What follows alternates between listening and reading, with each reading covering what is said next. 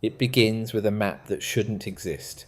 I found it tucked between the damp, acid-damaged pages of a 19th century ledger in a basement archive in Brussels, a place where the air smells of slow decay and forgotten administrative oversight. The ink is a deep, unnerving violet, the kind of pigment that suggests an expense no mere merchant would incur. It depicts a coastline that defies modern cartography, a series of jagged inlets and massive star-shaped fortifications where the Siberian wastes are supposed to be. But it isn't the geography that stops my breath. It is the date, 1892. This was supposed to be the era of the high telegraph, the era of the burgeoning steam engine and the finalised globe. By 1892, the world was measured, weighed and categorised. Yet here, scrawled across a territory larger than most empires, is a word that the official textbooks tell us was a mere geographical placeholder, a vague term for a nomadic wasteland, Tartaria. It wasn't a placeholder, it was a designation, it was a reality. Ask yourself why a map printed by a state-sanctioned cartographer in the late Victorian era would use a term that had supposedly been obsolete for a century. Not a mistake, not a lapse in judgment. Something else, something deliberate. I trace the lines of the load distribution in the sketched architecture of the cities on this map, and I see a symmetry that defies the primitive tools we are told were available to the people of that region. These are not the tents of nomads. These are the vaulted ceilings of a civilization that understood the mathematics of the earth in a way we have been trained to forget. The more I look, the more I realize that the history we wear like a comfortable coat is actually a shroud woven to hide a corpse that refuses to stay buried. The archive was silent, but the silence felt heavy, like the pressure of deep water. I started looking for the name of the man who signed the ledger, a minor official in a ministry that no longer exists on any organisational chart, the Ministry of Transcontinental Oversight. It sounds mundane. It sounds like a department for managing rail gauges and postal routes, but as I cross-reference the names of the signatories with the casualty lists of the Great War and the purged records of the 1920s, a pattern emerges. These men were not bureaucrats, they were liquidators. Their job was not to manage geography, but to erase it. They were the architects of a collective amnesia, tasked with the quiet reclassification of an entire history. Think about the sheer scale of such a project. To remove a nation from the map is one thing. To remove it from the mind of the public is another entirely. It requires the systematic replacement of every textbook, the redesign of every encyclopedia, and the subtle bribery of every academic institution. It is institutional gatekeeping on a planetary scale. What if the history of the 19th century wasn't a story of progress, but a story of a massive, coordinated cover-up? We are told that the grand exhibitions and the world's fairs were celebrations of the future. But what if they were actually the funeral pyres of the past? Look at the photographs of the 1893 Chicago World's Fair. Look at the white city built with impossible speed, featuring massive, ornate structures that look like they have stood for centuries, only to be demolished immediately after the gates closed. They tell us it was all lath and plaster. They tell us it was temporary, not flimsy, something else. I spent 3 months in the shadow of the crumbling brickwork of the old industrial districts in the American Northeast, looking for the physical echoes of this reclassification. In the basements of textile mills that have been standing since the 1870s, you can find foundations that make no sense. Massive blocks of dressed granite, 10 feet thick, supporting a rickety brick structure that was supposedly built at the same time. The load, distribution is all wrong. It's as if a primitive civilization moved into the ruins of a much more advanced one and simply built their sheds on top of the cathedrals. Ask yourself why the windows of so many older buildings are half buried in the earth, the ornate sills peeking out from the pavement like drowning men. They call it architectural fashion or drainage solutions, but when you dig, you find that the windows go down another 10 feet. You find doors that lead into solid dirt. This is not the result of poor planning. It is the result of a sudden, catastrophic accumulation of sediment that our history books simply refuse to acknowledge. Or perhaps it is the result of a deliberate effort to bury the lower levels of a pre-existing infrastructure that didn't fit the narrative of the New World. We are told the pioneers arrived in a wilderness. What if they arrived in a graveyard? What if they were the looters of a silent, abandoned empire, and the ministry was created to make sure the looters never realized who they were stealing from? The paper trail leads back to 1892, a pivot point in the darkness. That year, the ministry issued a series of directives to the primary educational boards of Europe and the Americas. The directives are phrased in the dry, rhythmic language of administrative necessity. They speak of standardizing historical nomenclature and eliminating archaic geographical fictions. But beneath the staccato, rhythmic sentence structure of the memos, there is a chilling intent. They were reclassifying Tartaria not as a fallen empire, but as a myth that never existed. They were moving the pieces on the board while we were sleeping, not a slow shift, not a natural evolution of knowledge. Something else, a coordinated strike against the past. I found a letter from a disgraced professor in Prague, written in 1894, where he describes the cleansing of the university library. He watched as crates of scrolls and maps were hauled away by men in unmarked uniforms, replaced by new, brightly coloured volumes that spoke of a different lineage of kings and a different progression of technology. He wrote that he felt he was living in a dream where the landmarks he knew were being renamed and the very air felt thinner, as if the weight of history was being siphoned off. He was found dead in his study 3 weeks later. The cause of death was listed as melancholy, a Victorian euphemism for being silenced. I travelled to the outskirts of a small town in the Ural Mountains, following a lead about a series of anomalous ruins that the local authorities have kept fenced off since the late Soviet era. The locals don't talk about it. When I asked, they looked at the ground or made the sign of the cross. But in the local tavern, an old man with eyes the colour of frosted glass whispered a story his grandfather told him. He spoke of a city of light that once stood in the valley, a city where the buildings hummed with a low vibrations. The street lights needed no wires. He said that in 1892 the soldiers came, not to conquer, to dismantle. They brought massive hammers and explosives, and they spent a whole summer breaking the stone and melting the metal. They weren't looking for gold. They were looking for the power source. They were looking for the secret of the atmospheric energy that the people of Tartaria had mastered. We are taught that the Industrial Revolution was a triumph of coal and steam. What if it was actually a regression?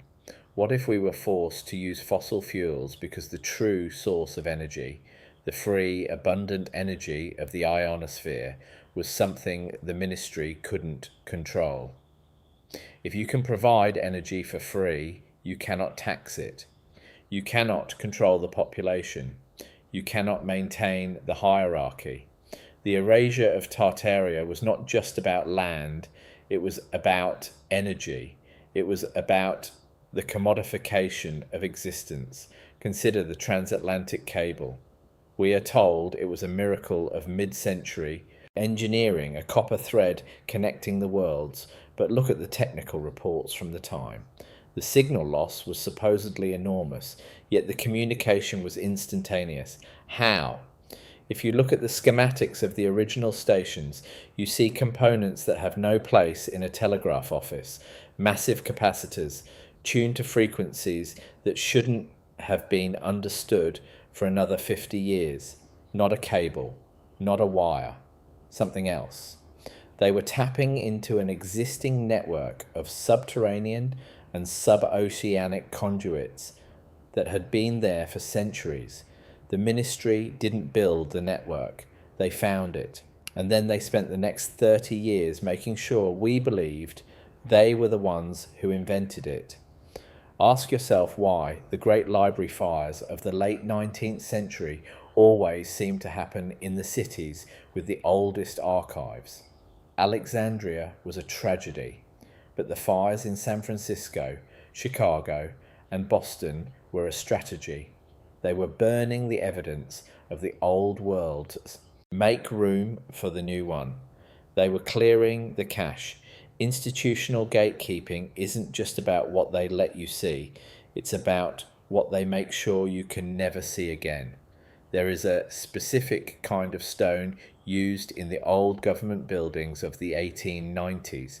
It's a dense grey basalt that doesn't seem to weather like normal rock. In the light of a setting sun, it has a faint, iridescent sheen. I took a small sample from a condemned post office and had it analysed in a private lab. The results were impossible. The mineral structure shows signs of being subjected to intense electromagnetic fields, the kind of fields that can only be generated by a high-frequency resonance. It's as if the stone was grown rather than quarried. Or perhaps it was tuned. If the buildings of the Tartarian era were not just shelters but functional components of a global energy grid, then the ministry's job wasn't just to hide the history, but to neutralize the hardware. They stripped the copper domes. They removed the antennas and called them architectural flourishes. They replaced the wireless transmitters with weather vanes and crosses. They took a machine and turned it into a museum. What if the Gothic cathedrals were actually power stations? The vaulted ceilings, the flying buttresses, the massive rose windows, they are all perfect for managing the load distribution of high-frequency vibrations. Not a place of worship, not a monument to a god. Something else. A monument to a science we are no longer allowed to understand. I found a photograph in a private collection in London, taken in 1891. It shows a street in a city that I cannot identify, though the architecture is clearly Russian in style. The street is wide, paved with a seamless, glowing material. There are vehicles in the background, long, low, slung carriages that have no horses and no chimneys. They seem to glide. The people in the photograph are dressed in elaborate, layered silks, and they look peaceful, not the harried, soot-covered urbanites of the Victorian era. They look like they belong to a world that has solved the problem of scarcity. On the back of the photo, there is a stamp from the ministry. It says, Reclassified 1892, subject, Tartarian urban infrastructure, status erased. I felt a cold shiver go down my spine as I realised what I was looking at. This wasn't a vision of the future. It was a record of a reality that was stolen from us. We were supposed to be those people. We were supposed to have that world. Instead, we were given the internal combustion engine, the coal mine, and the endless cycle of debt. The ministry didn't just reclassify a country, they reclassified our potential. They stole the timeline. Ask yourself what happens to the human psyche when it is disconnected from its true past. We feel a sense of longing we cannot name. We feel a restlessness in our cities, a sense that we are living in a shell that doesn't fit us. We wander through the historic districts and feel a strange, haunting familiarity with the stone and the scale of the old world. That is the ghost of Tartaria. It is the memory of a civilization that was integrated with the earth rather than at war with it. The ministry thought they could erase the records, but they couldn't erase the resonance. The resonance is in the ley lines, in the buried foundations, and in the very DNA of our collective memory. They can hide the maps, but they cannot hide the feeling of wrongness that permeates our modern existence, not a natural state, not the peak of human achievement, something else, a state of managed decline, a perpetual twilight. I am currently sitting in a hotel room in a city that was once a major hub for the Tartarian trade routes, though today it is just another grey industrial sprawl. I have the ledger, I have the maps. I have the chemical analysis of the stone, but I also have the feeling that I am being watched. There are cars parked across the street that haven't moved in 3 days. There are clicks on the phone line that follow a rhythmic, staccato pattern. The ministry might be a ghost, but ghosts can still haunt. They can still reach out from the shadows of 1892 to ensure that their reclassification remains intact. They want the loop to stay closed. They want the questions to remain unasked. But once you see the pattern, you cannot unsee it. You see it in the star forts that dot the globe, all built to the same impossible standard. You see it in the great fires that restructured our cities. You see it in the silence of the historians. What if the truth isn't buried in the earth, but in the air? What if the ministry is still here, quietly reclassifying our reality every single day? Ask yourself, what if the world you think you know is just a thin layer of paint over a much older, much stranger masterpiece? What if the masterpiece is still there, waiting for us to scratch the surface? The static on the radio is not white noise. It is a frequency, a remnant of a transmission that never fully ceased. I spent the last 48 hours tracing a series of low-frequency hums that emanate from the foundations of the old customs houses along the eastern seaboard. These buildings, officially dated to the 1890s, sit on limestone blocks that resonate at exactly 432 Hz. It is a mathematical constant, a sonic signature of a civilization that understood the harmony between the celestial and the terrestrial. But our modern world is tuned to 440 Hz, a slight shift, a subtle discordance, not an accident, not a musical preference, something else. It is a psychoacoustic barrier, a wall of sound designed to keep us from perceiving the resonance of the Tartarian architecture that still surrounds us. Ask yourself why the ministry would go to such lengths to change the very pitch of our reality. What if the buildings themselves were instruments? What if the reclassification of 1892 wasn't just a change of names on a map, but a literal retuning of the human experience? I found a diary of a piano tuner from Philadelphia, written in 1893, who complained that the new government standards made his ears bleed. He wrote that the new air felt jagged, that the buildings no longer sang with the wind. He was committed to an asylum. 6 months later, his records were scrubbed. Institutional erasure is not always violent. Sometimes it is simply a matter of changing the channel. I am standing now in the shadow of a bridge that shouldn't be possible. The engineers tell us it was built in 1894 using innovative pneumatic caissons. but the load distribution of the granite piers suggests a weight-bearing capacity 10 times greater than the steel spans they currently support. It is as if they placed a bicycle chain on a locomotive engine. When you look at the underwater surveys, the ones the ministry tried to redact, you see that the piers go down into the bedrock carved with the same fractal patterns I saw on the violet ink map in Brussels.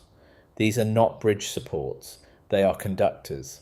They were part of a transcontinental power bridge that allowed for the wireless transmission of energy across the waterways. We are told the 19th century was a time of horses and carriages, but the evidence suggests a world of silent, high-speed transit that made the internal combustion engine look like a prehistoric toy. What if the Industrial Revolution was actually an industrial regression? We were given the smoke, the soot, and the gears to distract us from the fact that the previous occupants had mastered the vacuum.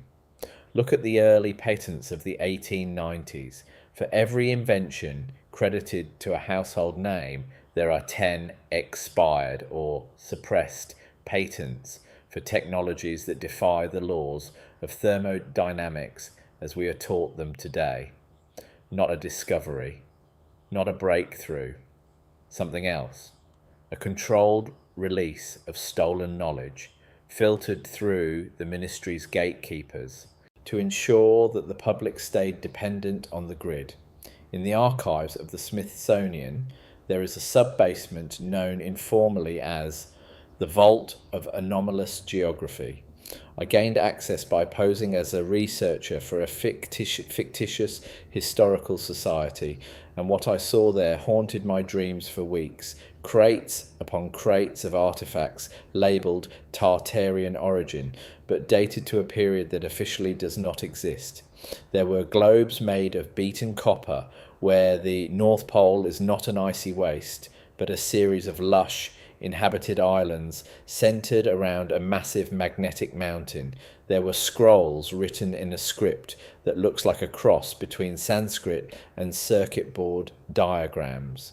One document, a directive from 1892, explicitly ordered the liquidation of all northern polar cartography to facilitate the new narrative of the uninhabitable waste. Think about that. They didn't just hide a country, they hid a climate. They told us the ends of the earth were empty because they didn't want us to see what was actually there. They created the myth of the explorer, the brave men who died in the ice, to serve as a warning. Do not go there. There is nothing but death. But the old maps tell a different story. They tell of a world that was connected, not divided by ice. What if the ice age we are taught about was actually a localized artificial cooling event used to mask the destruction of the Tartarian heartland, not a natural cycle, not a planetary shift, something else, a weaponized environment? The architecture of Eurasia is most visible in the grand hotels built at the turn of the century. These structures are massive, ornate, and functionally redundant for the populations they were supposedly built to serve. They feature vast ballrooms with ceiling heights that defy logic and hallways wide enough to drive a carriage through. And everywhere there are the fireplaces. If you look closely at these fireplaces in the older wings, you will notice they have no chimneys, no soot, no vents. They are framed with magnets and lined with high conductive metals. They weren't for burning wood, they were for receiving radiant heat from the atmosphere. The ministry spent millions of dollars in the early 1900s to retrofit these buildings, adding fake chimneys and coal-burning grates to hide their true function. They turned our heaters into ovens. They took a world of warmth and turned it into a world of fuel. Ask yourself why we are the only civilization in history that pays to stay warm when the energy is all around us. What if the reclassification was the ultimate tax? By hiding the technology of the past, They ensured a monopoly on the future. I met a man in a diner in rural Ohio who claimed his great-grandfather was a reformatter for the ministry in 1892. He had a box of old tintypes that had been passed down through the family, hidden in a false-bottom trunk. One photo showed a street in Cincinnati that looked like a scene from a high fantasy novel. The buildings were gleaming white, topped with golden spires that reached into the clouds. The street was crowded with people, but there were no horses. Instead, there were small, spherical craft hovering just inches above the ground. The man told me his grandfather's job was to scrape the spires. They were ordered to go from city to city, removing the caps from the buildings and replacing them with mundane ornaments. They were the janitors of the apocalypse. He said his grandfather never spoke of what he saw, but he spent the rest of his life afraid of the sky. He died screaming that the light was coming back for its crown. We are living in the ruins of a masterpiece, and we are told that the ruins are the pinnacle of progress. Not a foundation, not a beginning, something else. The leftovers of a feast we weren't invited to. The scale of the institutional gatekeeping is breathtaking. Every major university founded in the late 19th century was gifted with a history department funded by the very men who sat on the board of the Ministry of Transcontinental Oversight. They didn't just write the books, they created the people who would write the books. They established a peer review system that acted as a filter, ensuring that any mention of a global, advanced civilization prior to the modern era was dismissed as pseudo-history or myth. It is a self-correcting system. If a researcher finds a Tartarian coin in a stratum where it shouldn't be, they don't publish the finding. They hide it for fear of losing their tenure. The ministry didn't need to burn all the books. They just needed to make the truth professionally radioactive. Think about the out-of-place artifacts that are found every year. Hammerheads encased in solid rock. Spark plugs in 500-year-old geodes. These are not mistakes of time. They are the survivors of the erasure. They are the evidence that the timeline has been stitched together with jagged, uneven thread. I followed a trail of suppressed archaeological reports to a site in the desert of the American Southwest. There, beneath the red dust, are the remains of a star fort that rivals the size of any in Europe. The official signage says it is a natural rock formation shaped by wind and water. But when you look at it from above, from the heights the ministry never thought we would reach, the geometry is undeniable. It is a perfect fractal, a defensive and energetic structure designed to harmonize with the Earth's magnetic field. There are thousands of these across the globe, often renamed as Spanish forts or Civil War outposts, regardless of the fact that the local populations at the time had neither the labour nor the mathematics to construct them. They are the anchors of the old world, and they are being systematically destroyed. Under the guise of modernisation or urban renewal, the ministry continues to demolish these sites, replacing them with bland square blocks that have no resonance and no history. They are smoothing out the bumps in the narrative, not a renovation, not an improvement, something else, an ongoing lobotomy of the landscape. What if the Great War of 1914 wasn't a conflict between nations, but a final mop-up operation? Look at the cities that were targeted for the most intense shelling. They were the cities with the highest concentration of Tartarian architecture: Louvain, Reims, Belgrade. These weren't strategic military targets, they were historical targets. The war provided the perfect cover for the total destruction of the physical evidence that remained after the 1892 reclassification. They called it collateral damage. I call it documentary liquidation. When the smoke cleared, the world was different. The old spires were gone. The wireless towers were melted down. The new world order was built on the rubble of the old, and we were told to be grateful for the peace. Ask yourself why the borders of the post-war world align so perfectly with the administrative districts of the old ministry. They didn't just redraw the maps, they carved the world into manageable pieces, ensuring that no single nation could ever rediscover the power of the unified Tartarian state. I am writing this from a train, watching the landscape blur past. Everywhere I look, I see the scars of the reclassification. I see the abandoned tunnels that were once high-speed transit lines. I see the ancient mounds that are actually buried power plants. I see the people huddled over their glowing screens, fueled by the very energy that was stolen from them and sold back at a premium. The ministry's greatest trick was not making Tartaria disappear, but making us believe we never needed it. They gave us a version of humanity that is small, fragile, and dependent.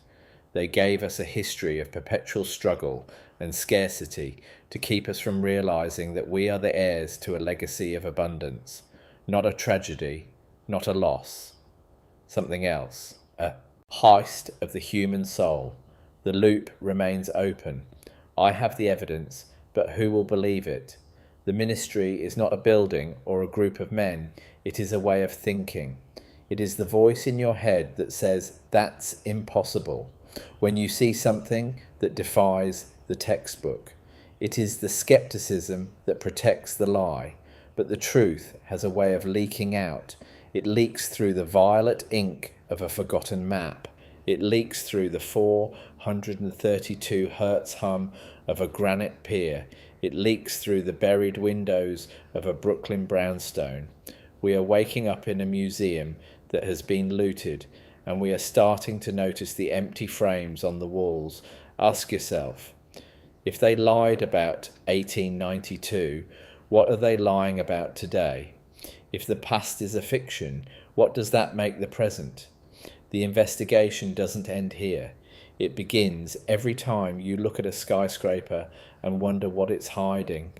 It begins every time you feel the resonance of the old world beneath your feet.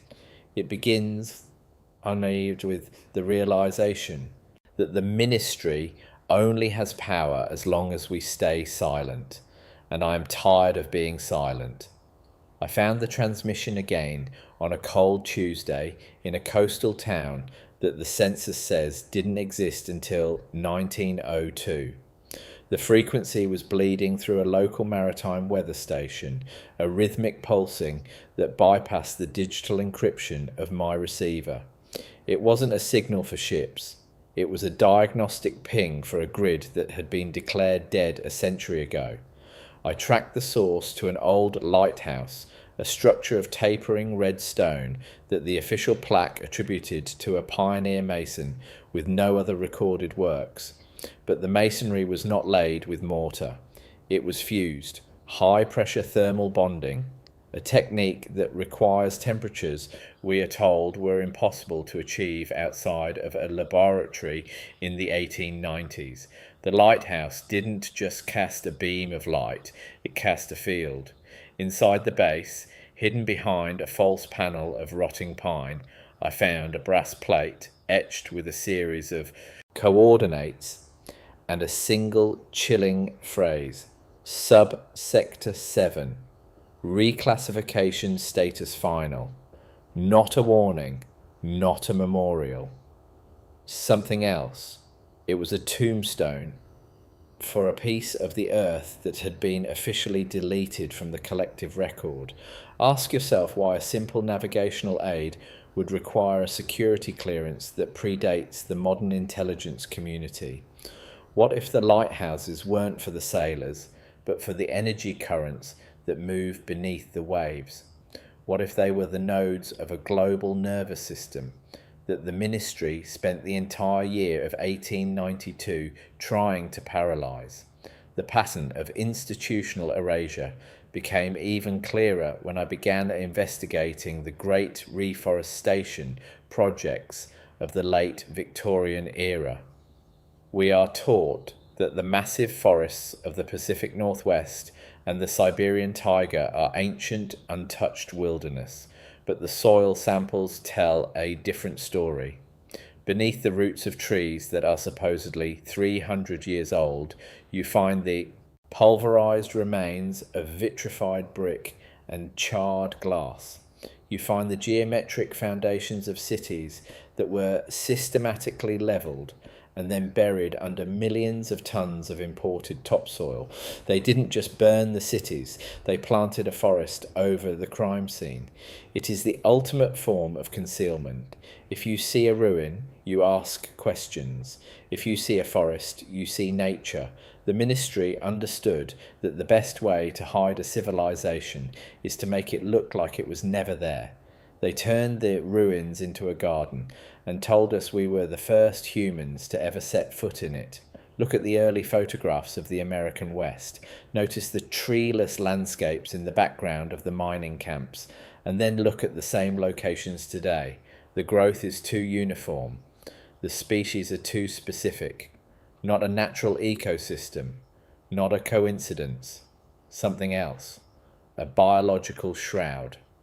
I managed to track down a retired surveyor who worked for the federal government in the 1960s. He lived in a house filled with clocks that all ticked in perfect unison. A man obsessed with the measurement of time because he had seen how easily it could be manipulated. He told me that when they were mapping the interstate highway system, they were given specific routes that made no sense from an engineering perspective. They were told to avoid anomalous topographical features that didn't appear on any civilian map. When he questioned the orders, he was visited by two men who showed him a badge he didn't recognize, a stylized eye inside a gear. They told him that his job was to pave over the inconsistencies. He spoke of finding tunnels in the Nevada desert that were lined with a glowing, translucent ceramic, tunnels that stretched for hundreds of miles in perfect straight lines. He said they were ordered to fill them with concrete and forget they ever saw them. The ministry of 1892 didn't just disappear into history, it evolved into the infrastructure of the modern state.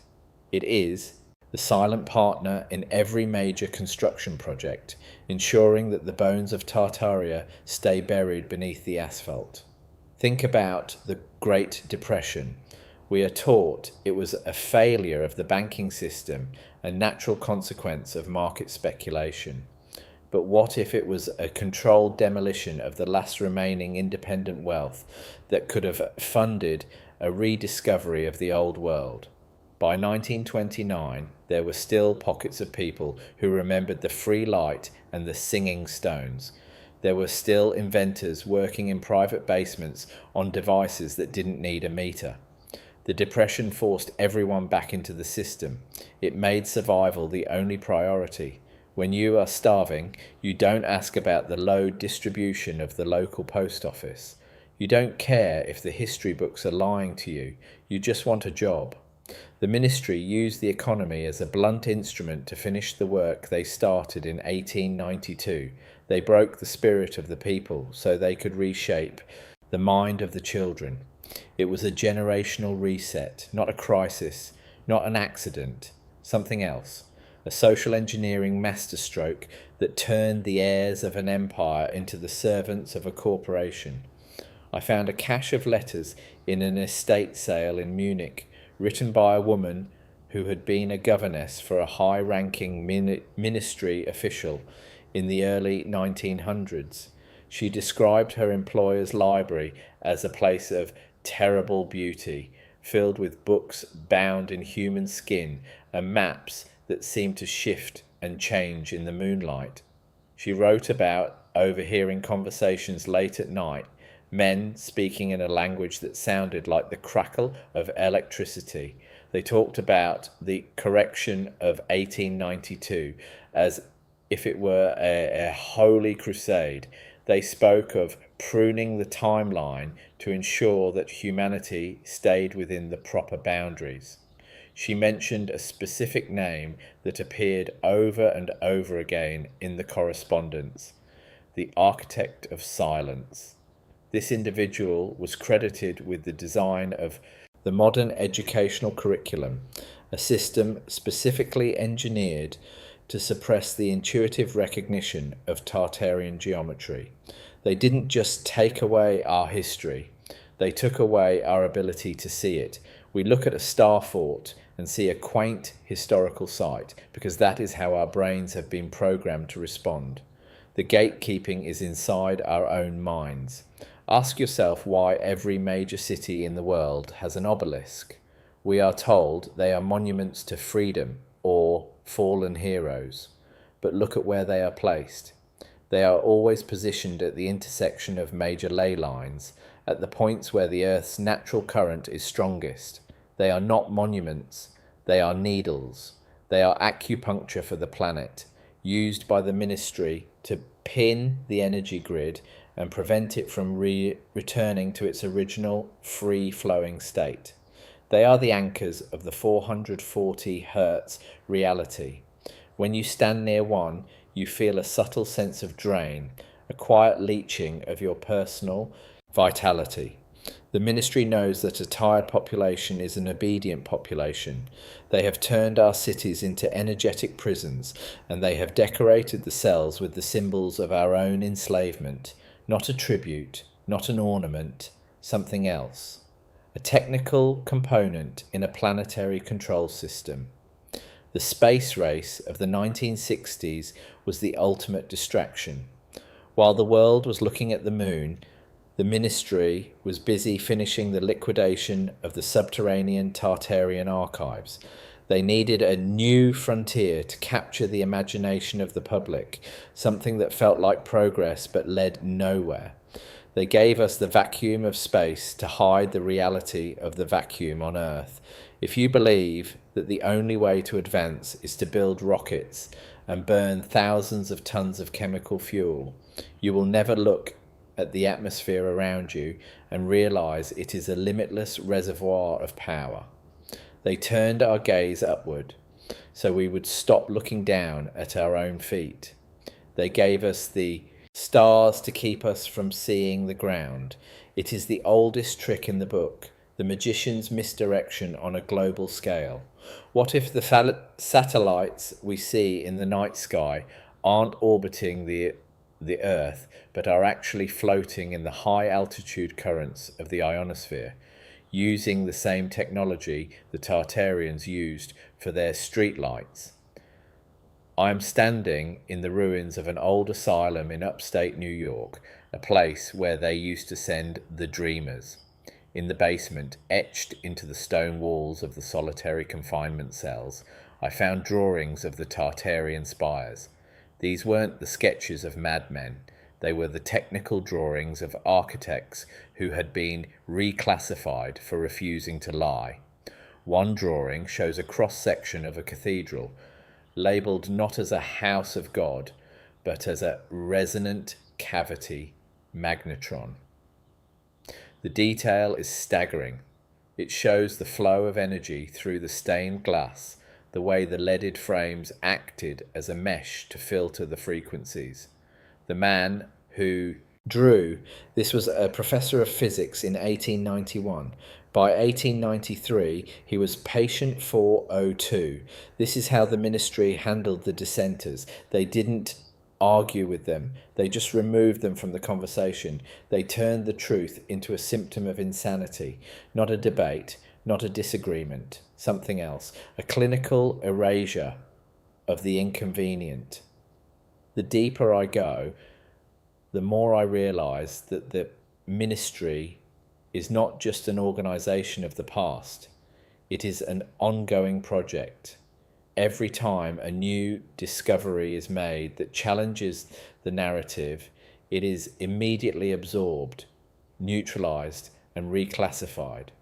The fossils that don't fit, the ruins that are too old, the technologies that are too efficient, they are all filtered through the same institutional gates that were established in 1892.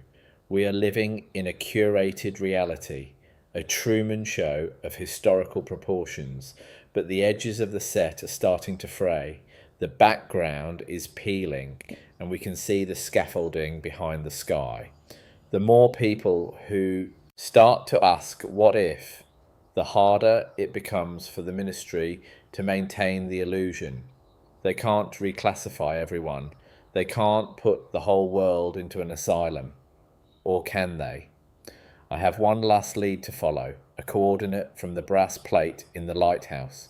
It leads to a remote part of the Canadian wilderness, a place where the satellite images are curiously blurred. The ministry still has its blind spots. There are places where the resonance of the old world is still so strong that it interferes with the modern surveillance grid.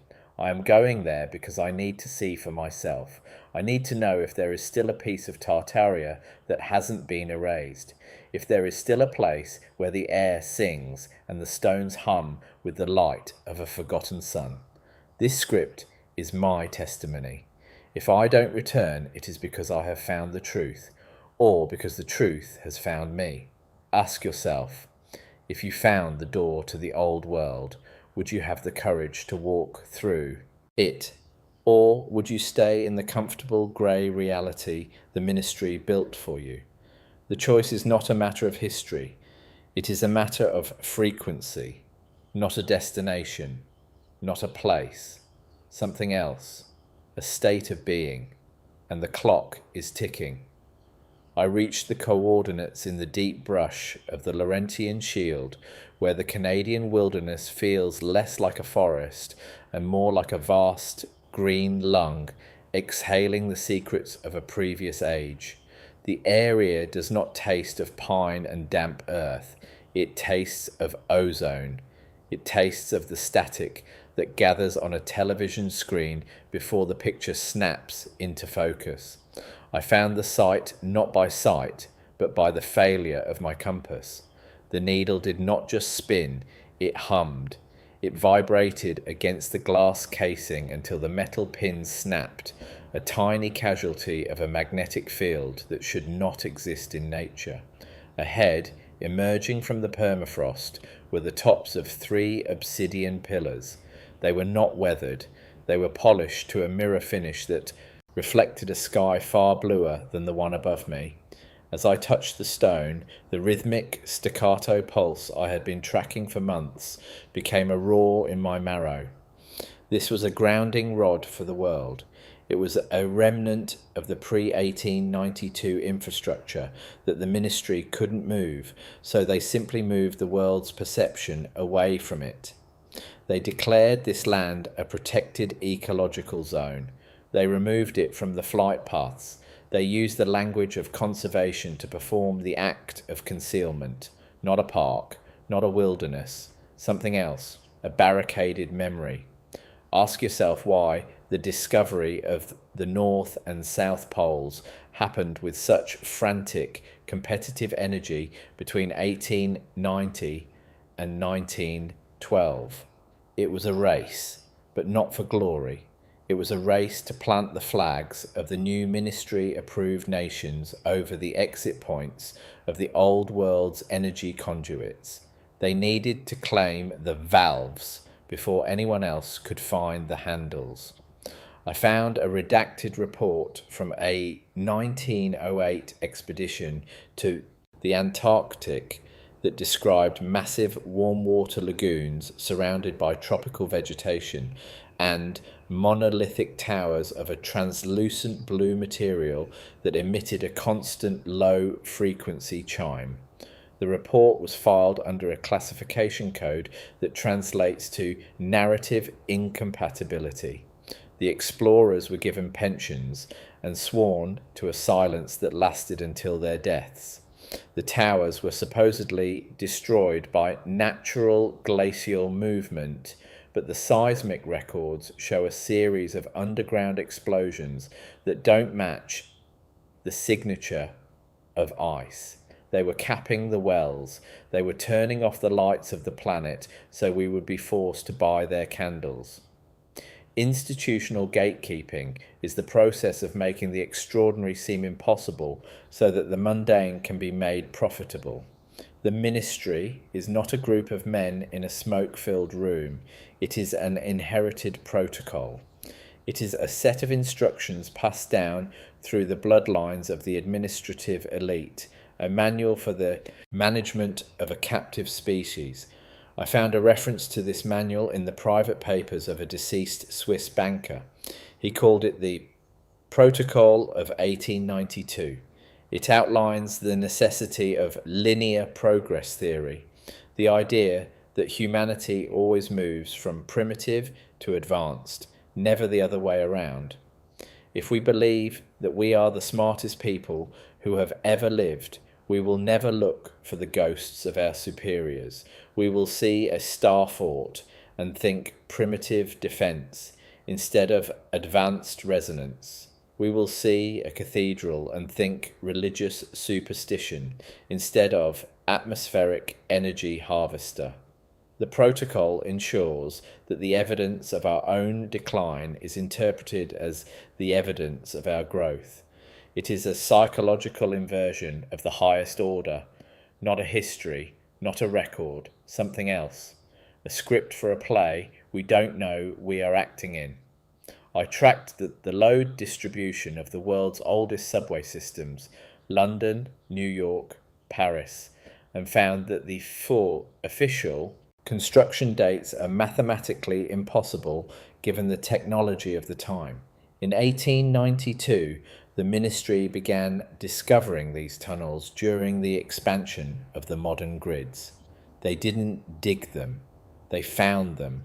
They cleared out the silt, removed the strange, gearless vehicles that were still sitting on the tracks, and painted the walls. They took a global, high-speed, subterranean network and turned it into a series of disconnected, soot-stained local lines. Think about the grand central stations of the world.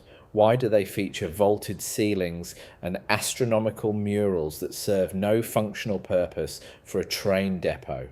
Because they weren't depots. They were terminals for something much faster and much cleaner. The ministry gave us the steam engine as a gift to make us forget that we once moved like thought through the veins of the earth. What if the industrial age was just the process of breaking down the old machines for scrap metal and selling the scrap back to us as new inventions? There is a museum in a small town in the Balkans that holds a collection of unidentified agricultural tools found in the late 19th century. I examined them under a high-powered lens. They are not tools. They are surgical instruments made of a titanium alloy that wasn't supposed to be synthesized until the mid-20th century. One of them is a harmonic resonator designed to stimulate plant growth through specific sound frequencies. This is how the Tartarians fed a global population without the need for pesticides or GMOs. They didn't fight nature, they sang to it.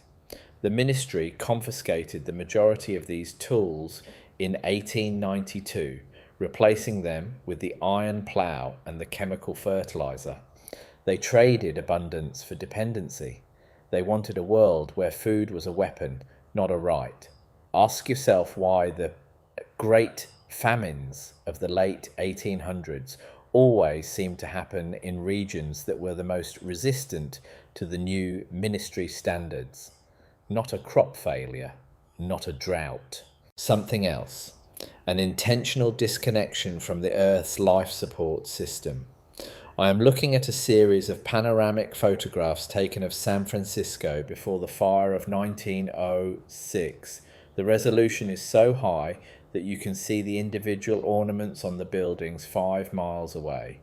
The city looks like a dream of marble and gold, a sprawling metropolis of impossible sophistication, and yet the streets are nearly empty. There are no horses, no carriages, no piles of manure that should be everywhere in a city of that size in that era. The people you do see look like tourists in a city they didn't build, wandering through the plazas with a sense of quiet confusion. This is the interim period, the time between the collapse of the Tartarian administration and the full implementation of the ministry's new reality. They were the squatter generation, moving into the palaces of the gods and trying to figure out how the plumbing worked. The 1906 fire wasn't a tragedy, it was a renovation. It was the ministry finally getting around to clearing out the evidence that didn't fit the gold rush narrative. They burned the marble to make room for the wood. Consider the old world furniture that survives in our antique shops. The massive mahogany wardrobes, the heavy oak tables, the chairs that seem designed for people slightly taller and much more dignified than us. We call it Victorian, but the craftsmanship is beyond the capabilities of a 19th century workshop using hand tools. The joints are perfect at a molecular level. The carvings follow mathematical patterns found in liquid crystal structures. We are told these were the luxuries of the elite, but what if they were the standard household goods of a civilization that had mastered the molecular assembly of wood and stone? The ministry reclassified these items as hand-crafted to hide the existence of the automated, high-precision manufacturing that produced them. They turned our history into a story of rugged individuals to hide the reality of a highly advanced, shared collective society, not a craft, not a hobby, something else, the mass-produced elegance of a fallen world. I found a transcript of a closed-door meeting of the Royal Geographical Society in November 1892.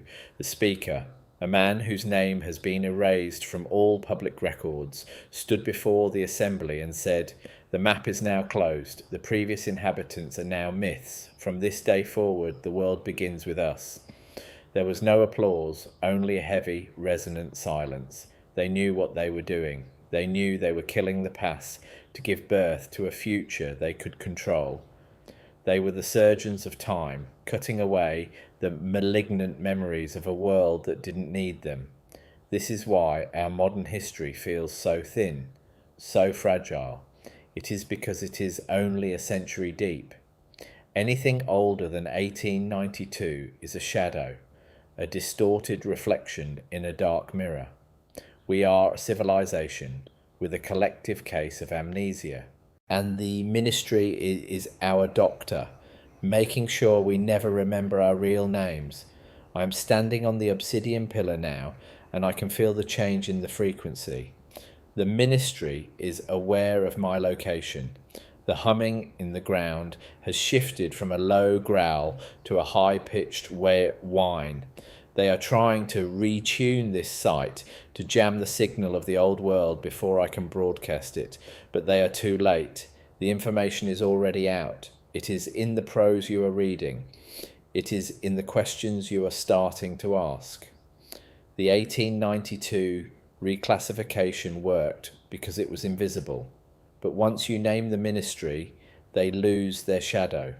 Once you see the load distribution of the lie, the whole structure begins to buckle. What if the great reset they talk about today isn't a new idea, but the latest version of the same old trick? What if they are trying to reclassify us again? The pillars are starting to glow with a faint violet light, the same colour as the ink on the map in Brussels. The resonance is so strong now that the air itself is beginning to shimmer. I can see the outlines of a city in the forest, a city of light and stone that was never truly gone. It was just out of phase, hidden by the 440 Hertz blanket the ministry wrapped around the world. I don't know if I can stay here or if the shimmer will swallow me whole, but it doesn't matter. The investigation is no longer mine. It is yours. Look at your own city. Look at the half-buried windows. Look at the star-shaped parks. Look at the Victorian buildings that look like they were built by giants. Ask yourself, what if Tartaria isn't a place in the past, but a frequency in the present? What if the ministry didn't win? What if they just postponed the inevitable? The light is coming back for its crown, and this time there are no scrapers left to take it away. The violet glow from the obsidian pillars is not a light I can see with my eyes. It is a light I can feel in the base of my skull. It is the colour of a frequency that has been outlawed for over a century. I realise now that the ministry did not just reclassify the maps. They reclassified the electromagnetic spectrum itself. They cordoned off the colours and sounds that allow the human mind to perceive the structural integrity of the fourth dimension. In 1892, they didn't just hide Tartaria. They blinded us to the very fabric of the world that Tartaria inhabited.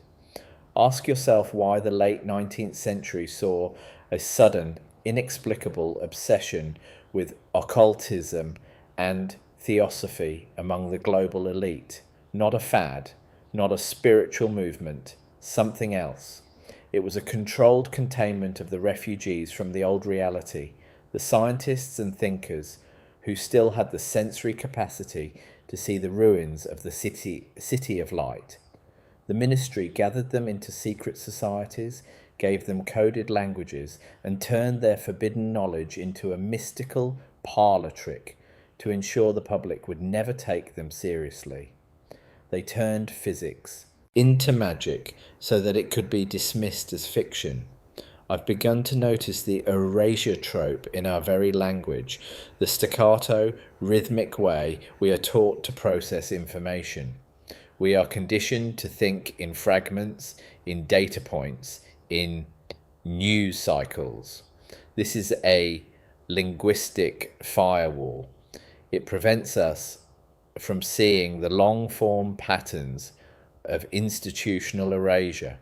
If you look at the load distribution of a narrative, you can see where the weight of the lie is being supported. In the case of the 1892 reclassification, the weight is supported by the concept of the Great Mud Flood. We are told that the buried first floors of our global cities are the result of grading projects or sewage management. But think about the scale. To raise the street level of every major city on every continent by 15 feet simultaneously would require a logistical effort that would dwarf the building of the pyramids, not a construction project, not a civic improvement. Something else, a catastrophic event, natural or induced, that the ministry used as a hard reset. They waited for the mud to settle, and then they claimed the world that was poking out from the top of it. They were the ultimate opportunistic scavengers, reclassifying a disaster as a new beginning. I found a series of geological core samples from the Gobi Desert that was suppressed by a ministry-funded university in 1924. The samples show a layer of ash and vitrified sand that contains traces of isotopes that should only exist in the heart of a nuclear reactor. The layer is dated to the mid-19th century. This is the scorched earth policy of the 1892 transition. When the ministry couldn't co-opt a Tartarian centre of power, they deleted it.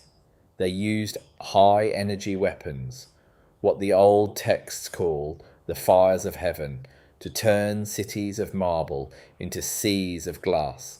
And then they told us the Gobi was always a wasteland. They told us the Silk Road was a primitive trail for camels rather than a high-speed energy corridor for a global civilization.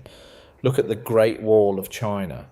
Notice that the embrasures, the openings for arches, are often facing inward toward China, not outward toward the barbarians.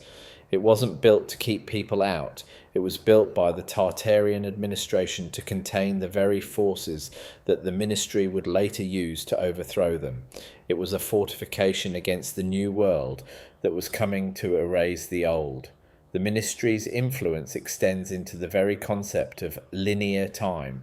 We are taught that time is an arrow moving from the primitive past to the high-tech future, but the Tartarian archives, the ones that survived in the sub-basements of the Vatican and the Kremlin, speak of cyclical resonance.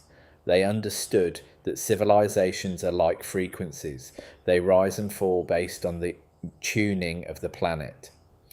In 1892, the ministry intentionally detuned the world to lock us into a low-frequency cycle of war, toil, and consumption.